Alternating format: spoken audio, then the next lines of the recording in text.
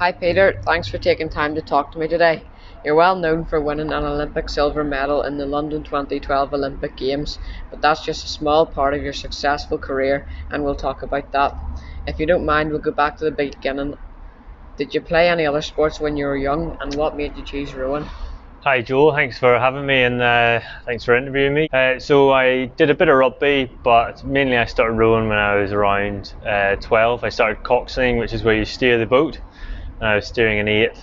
And then from there, when I was about 13, 14, I moved into rowing sort of on my own with a mate actually in a double, and we slowly sort of made our way through the years right up to junior level, and that's probably where I started.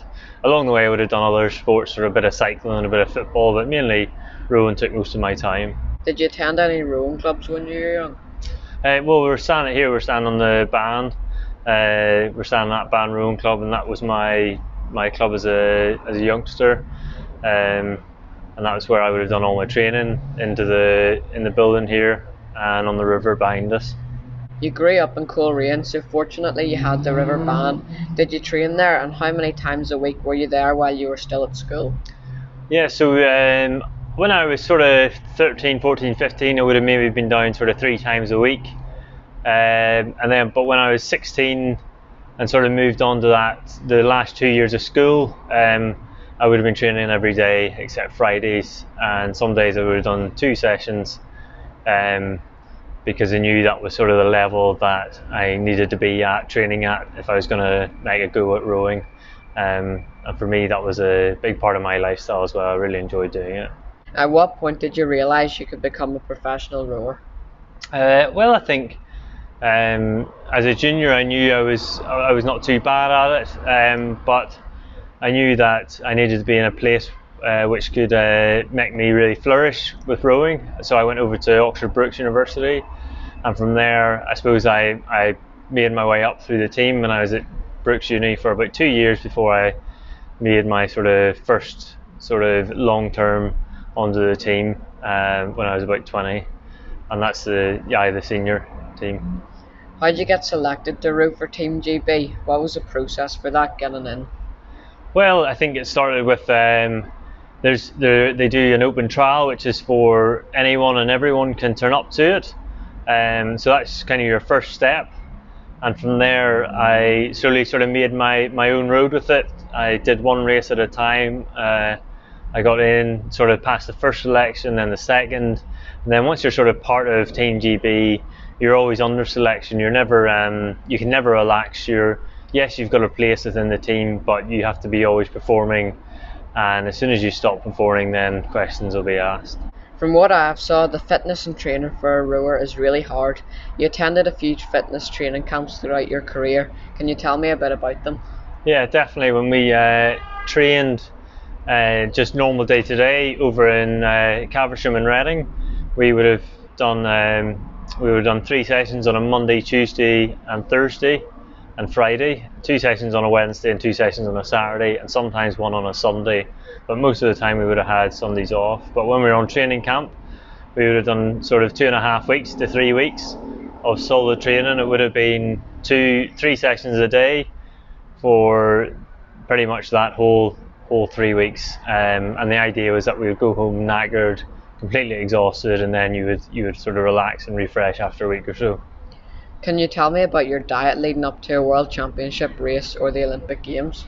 Yeah, so I think it wasn't too complicated. It was pretty, me having to be 70 kilos. I had to be 70 kilos, about 6'1", so it was definitely very difficult. I think the biggest thing I did was eat less. I didn't get too complicated, maybe a bit more salad, a bit more healthy eating, sort of maybe 6, 7, 8 weeks out. As I was building towards the competition, and that was probably the main thing. In the Rowing World Championships, you've won 2 bronze medals and 1 silver, but in 2011 you won a gold medal. How special was that?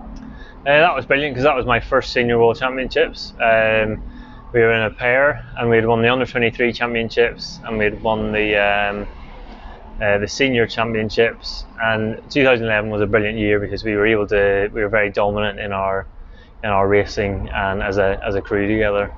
At the 2012 London Olympics, you amazingly won a silver medal in the men's lightweight fours alongside your brother Richard. When you were crossing the finish line, did you realise you had won a medal?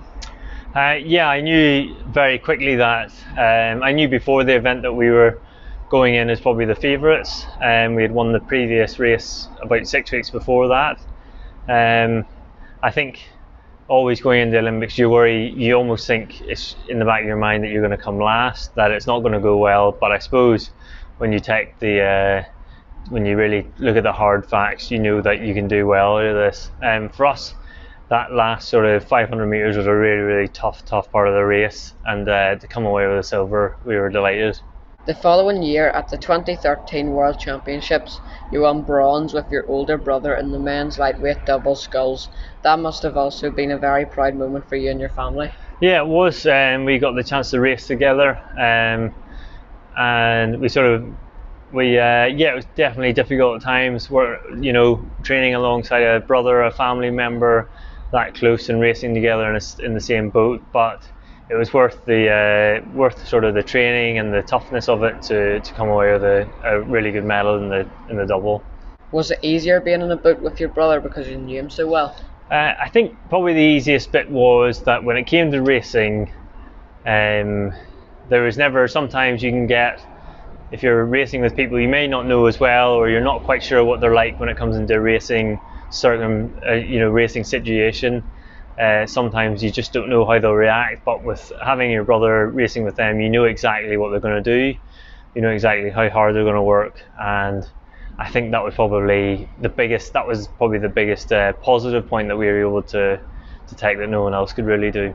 Again, you went on to win 2 silver medals in 2014 in the European Championships.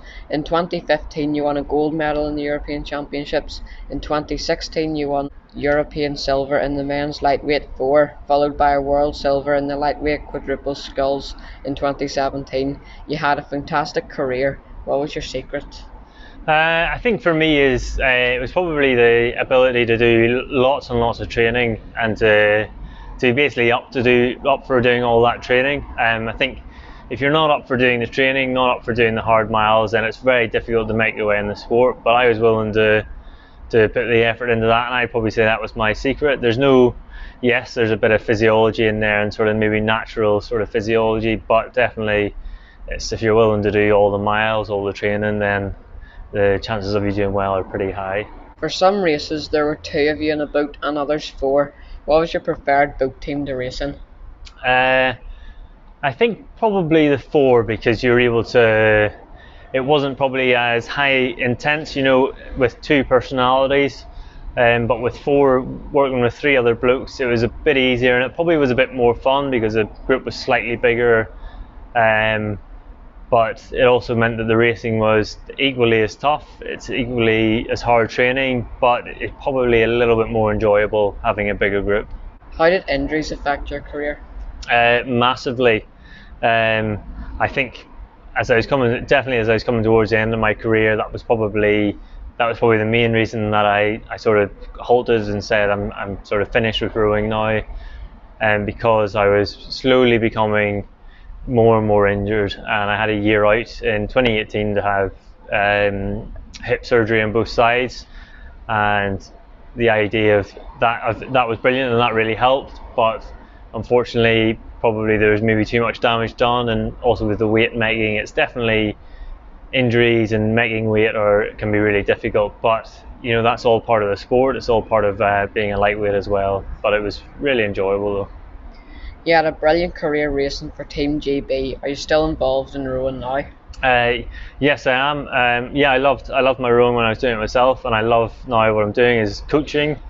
So I've just finished my time at Oxford Brookes University as the assistant coach, and now I'm moving on to coach at Marlow, and I'm coaching the juniors. So that's really exciting, and it's going to be really exciting to be part of it. And finally, what advice would you give to young people here at Bann Rowing Club who want to be a rower at the Olympics when they're older? I'd say train hard, enjoy your sport, don't make it too complicated, but probably those big 4 things, and have fun along the way is probably the best way you're going to do it. Thanks very much, Peter, for taking time to talk to me, and all the best for your role in coaching. Cheers, Joel. Thank you.